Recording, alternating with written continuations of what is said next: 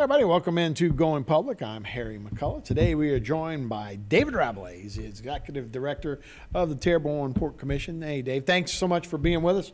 Hey, it's 2 months now. It's down the road, Hurricane Ida, but we're all still recovering. We're all in different degrees of recovery here. So where are we at with the port post-hurricane? Well, first of all, thanks for having me. I'm happy to be here. I'm going to start by going back to before the hurricane, and we're going to catch up to where we are today. So we staged NOAA in the port. They had two vessels and the equipment with side scan sonar. And immediately after the storm cleared up, they went out and they started doing the side scan sonar in the home and nav to check for obstructions. They found some. They found 30 of them. And you can't open the channel until all of that's cleared. So they identified 30 of them. We got with the Corps. They came in with a spread on a barge and a crane and a tugboat, and they started removing them. And within 3.5 weeks to 4 weeks, it was all done. We had all the obstructions removed. And the captain of the port, Captain Russell, with the Coast Guard, he was able to open the channel. Yeah, and they did a great job, and I know you had prepared for that beforehand and almost had those guys on standby to get them going. You're talking about 30 obstructions. That could be anything from a boat to a crab trap, but is that something they have to do all year long? How does that work? Well, after a storm, they do it. And then if anybody reports something, then they'll go out and check it and see what it is. But normally it's just after a storm, right, to find these obstructions. Right, because they don't have to shut down the HNC every time they find. And we don't want to confuse that with the hydrograph survey that surveys the bottom to see how much silt we have. Right. And it's totally different than the side scan sonar. So once they finished with the side scan sonar, the captain of the port was able to open it. And then we got the hydro survey, so we knew how much material we had, and then we still waiting on the dredge, but it's right around the corner, so we'll get to that in a little bit. I got you. So the storm impact, the Bay du Large and the Home and Nav swing bridge, how did they survive the storm, and are they ready to go?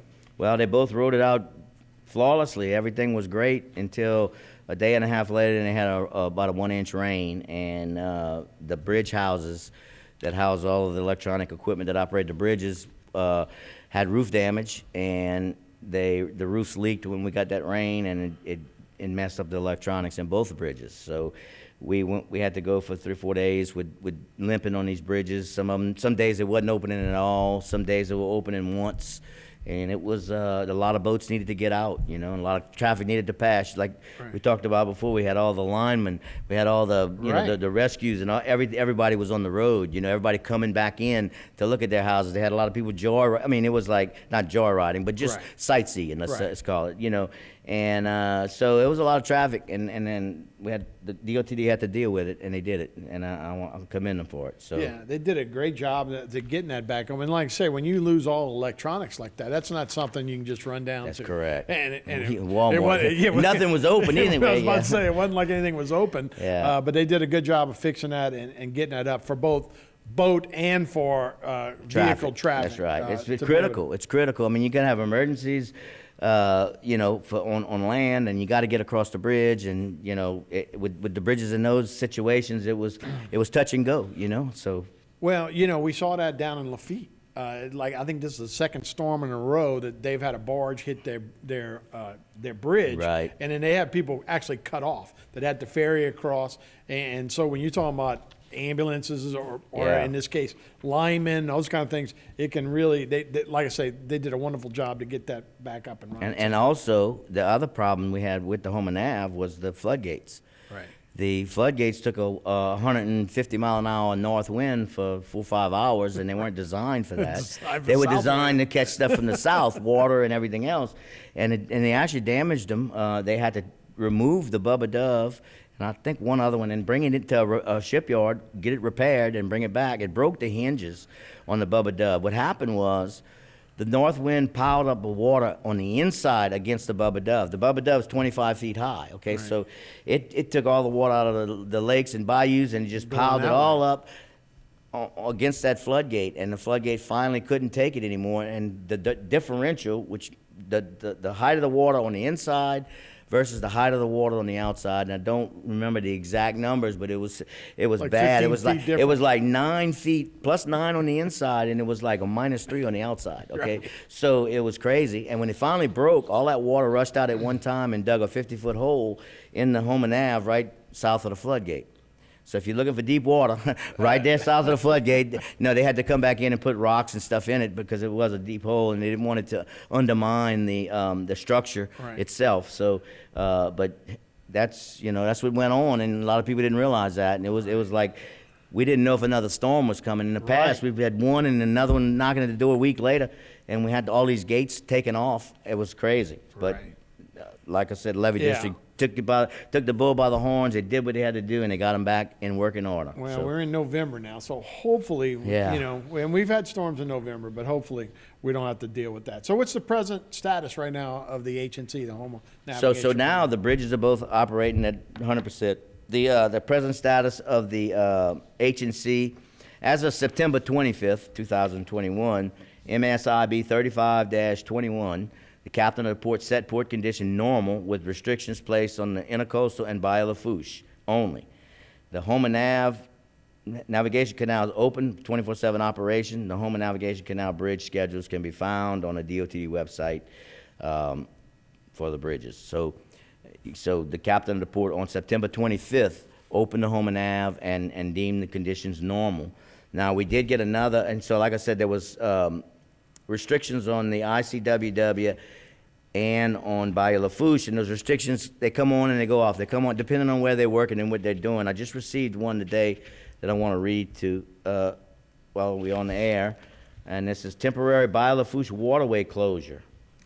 Mariners are advised that on Thursday, November 4th, which is tomorrow, next day after tomorrow, and Friday, November 5th, Bayou Lafourche will be closed from Haviland Canal to approximately 1,000 yards north of Port Fourchon's flotation canal. The closures to facilitate some safe salvage operations. They're going to have divers in the water. So they're asking mariners to be advised that they will close the waterway temporarily on those 2 days. Haviland Canal, are you familiar with That's this? Is that north of Leeville, below Leeville? Where is that at? It comes out below Leeville. Right, okay. Yeah.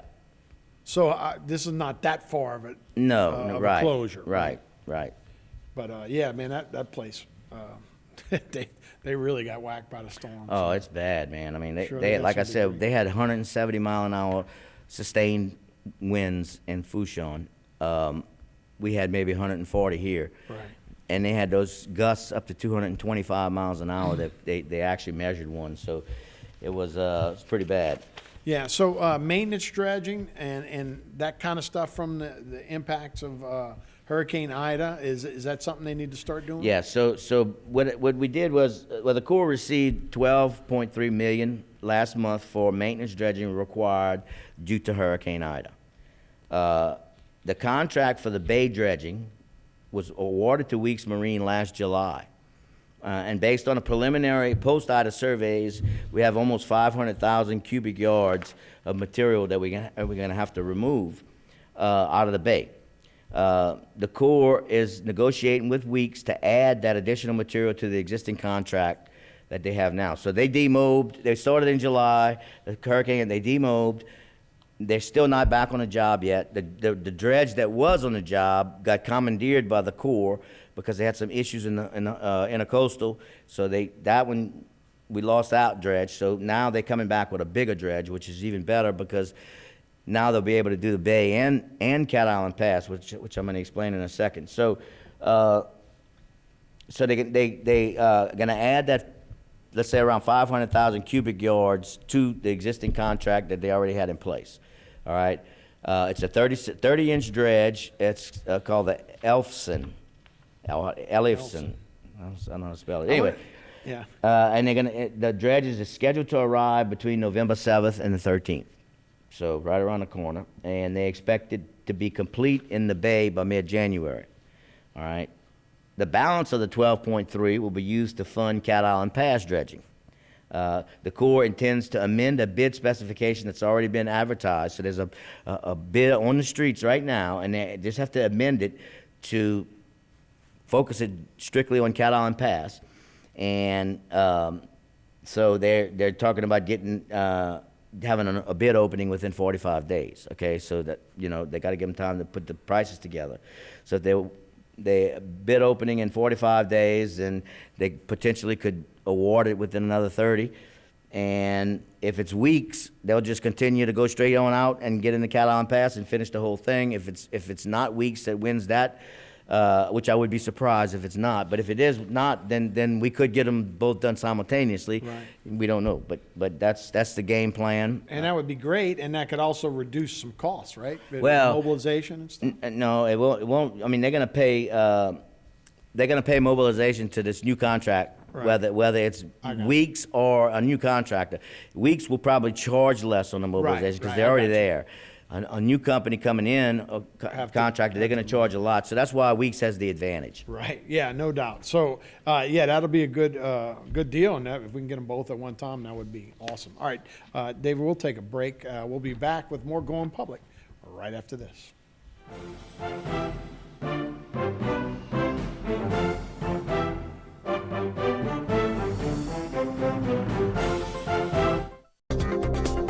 A new company with a lot of history, GIS Engineering has rapidly grown its brand around an experienced team of professionals. GIS Engineering is a full-service planning, engineering, procurement, and construction management company specializing in coastal protection and restoration, upstream and downstream industrial, and transportation infrastructure projects.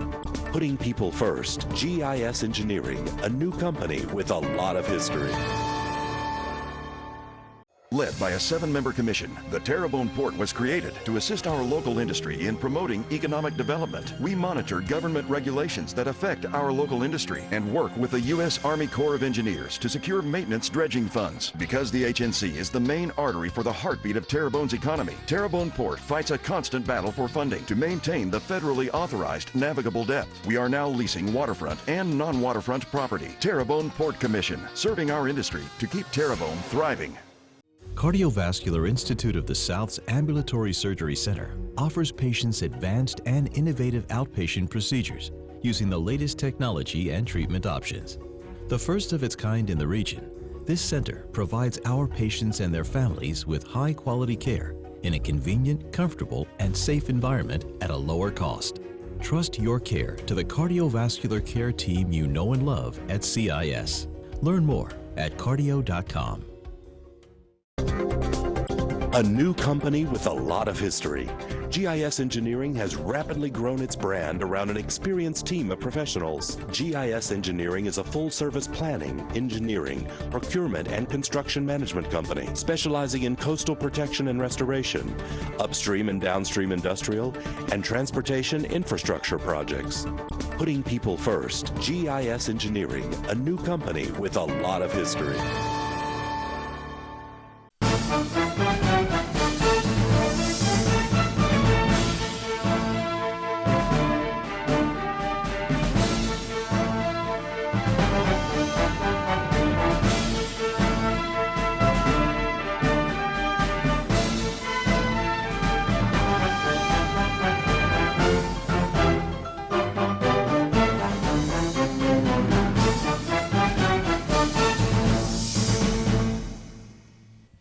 Hey, everybody, welcome back to Going Public. David Ravelet is here, of course, the port director of the Terrebonne Port Commission.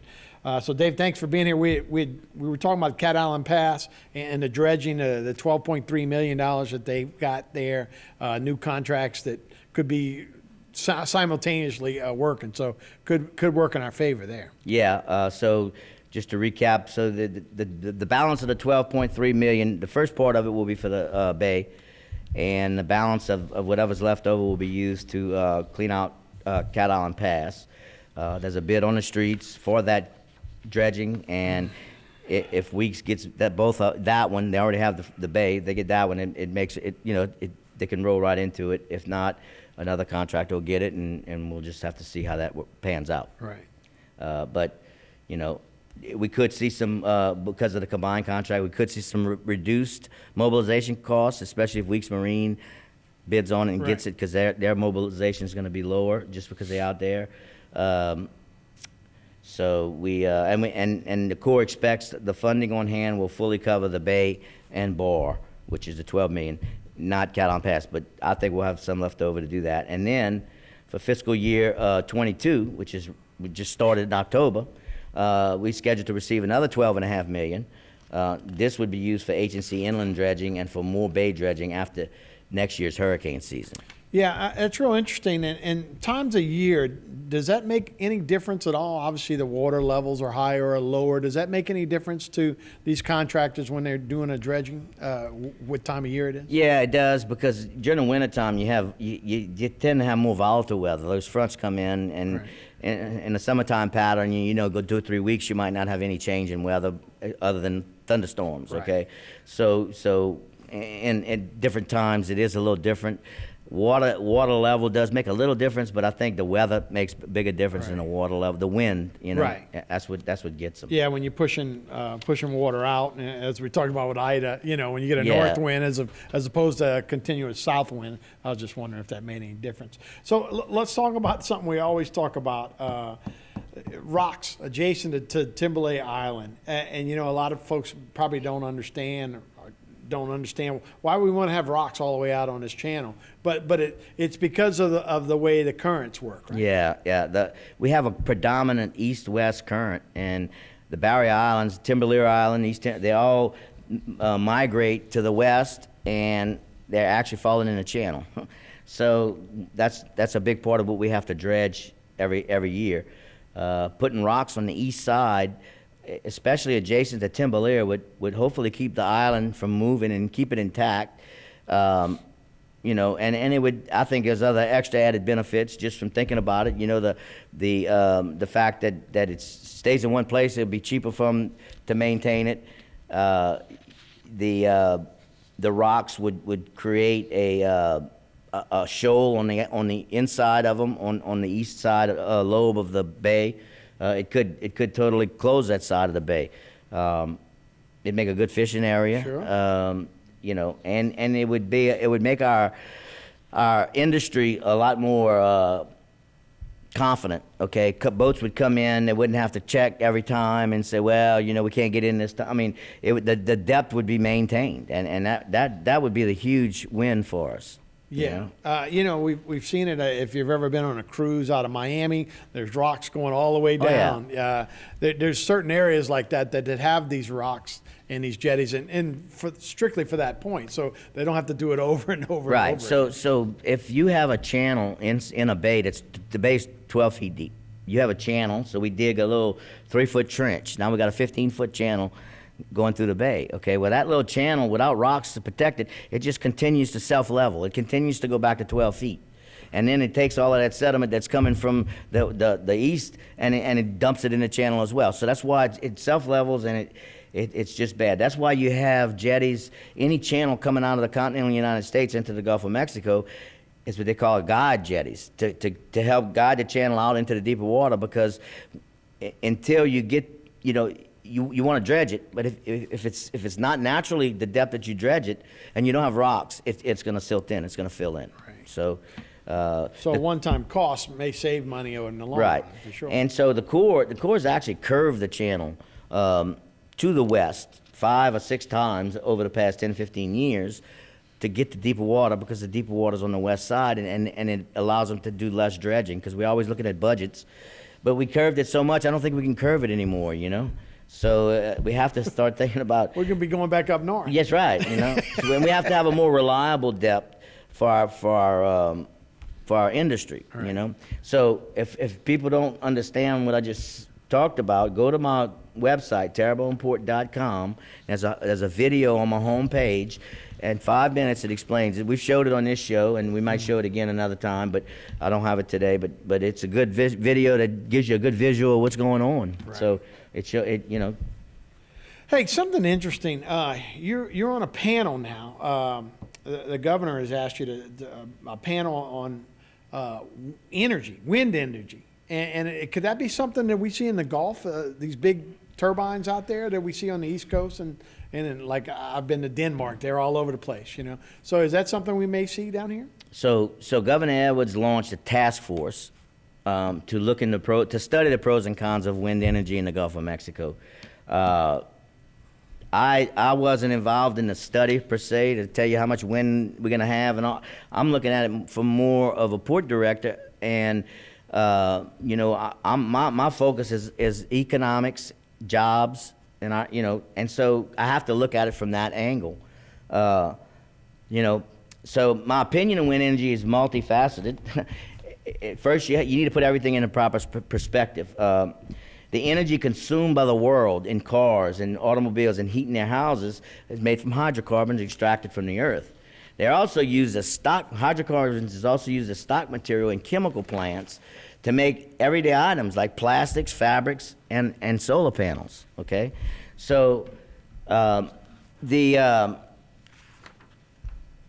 energy has to be separated in those two components: the one that powers your cars and heats, and the one that's used for the chemical plants. So when we talk about wind energy or any kind of green energy, we're only supplementing the part that we use for cars and automobiles, and not all the stuff that's used for the chemical plants, because every plastic. You can't. Yeah. I mean, that's what they use. That's what they make it out of, and cell phones. Exactly, everything. So that's the first thing you have to kind of situate in your mind. Okay. And so the intent of the wind energy, is to supplement the energy consumed by the world, but will have no effect on hydrocarbon demand from chemical plants. Okay, the technology is still in its infant stage. Windmills they're building today are extremely large. I don't know if you've saw some of those things, but they're huge. Okay, and as port director, like I just said, my focus centers around the economy and jobs. Terrebonne has pioneered marine fabrication and repair for many markets around the world. Generations of fabrication in this region has developed a skill set recognized as the best in the world, and we are. Okay. There are many marine vessels, new construction and repair companies in Terrebonne. These fabrication companies have been the major employers of this region for generations, with trained workforces of expert fabricators, expert boat captains, ABS crewmen, expert offshore construction superintendents. The fabrication expertise in Terrebonne is second to none. To build, install, and operate a wind energy farm in the Gulf of Mexico, it will take fabricators and marine vessels with capable crew members. Simple. Those platforms. Simple. Yeah. Simple. So we have platforms that already exist out there. We have the technology to build them and to set them all down here. And you know, our fabricators are best in the world. So we're strategically positioned to do this wind energy if that's what they decide to do. But keep in mind that it's not going to do away with the oil and gas industry. I mean, it's never going to happen. I don't think it'll happen in our lifetimes. Okay, so the percentage of the electricity that these wind energy farms contribute is such a small percentage compared to the whole. Now, the focus is going to be on how can we technology advance these apparatuses to make them smaller and more efficient, make a lot of electricity, so that eventually you can eat up a lot of that we use on Sure. automobiles. But it's going to take a long time, and they're going to have some big breakthroughs in the technology because it's not there yet. But it will be. I mean, it's going to be. One day it's going to be here. So either we embrace it and mold it to what we want, okay, or let them overrun us and just do what they want. So I think it's best that we promote our fabrication. I mean, these guys build bridge girders. They build wind energy form stuff. They build wave energy form stuff. They build vessels for the Corps of Engineers, for NOAA, for on and on and on, Coast Guard. So they're good at fabricating. It doesn't matter what it is. The best. You're right. Okay? As you said, the best in the world. And look, there was a lot of like Gulf Island, those types of companies that were going up the East Coast and trying to get involved with some of these platforms that some of these things were on. So it'd be a natural fit for us. So these companies have survived by learning how to adapt and diversify depending on the fabrication demand. Some of these companies have been actively bidding on wind energy components destined for the East and West Coasts. Again, Terrebonne has expert fabricators. With all this information digested, I will give you my opinion on wind energy. I love the environment as much as anyone, and I welcome anything within reason that will eliminate pollution, okay? Yeah. But you're not going to do away with the oil and gas No. industry, so because we need all of our stuff. So We don't live in a so I third welcome world. any energy to set up shop in Terrebonne and create jobs and economic well-being. Doesn't matter what you want to build, we can build it. That's right. All right. So Yeah, it's all about energy. With David Rabelais, thank you so much, Executive Director of the Terrebonne Port Commission. We appreciate your time, man. Thanks. thank you. All right, we'll be right back with more Bayou Time right after this.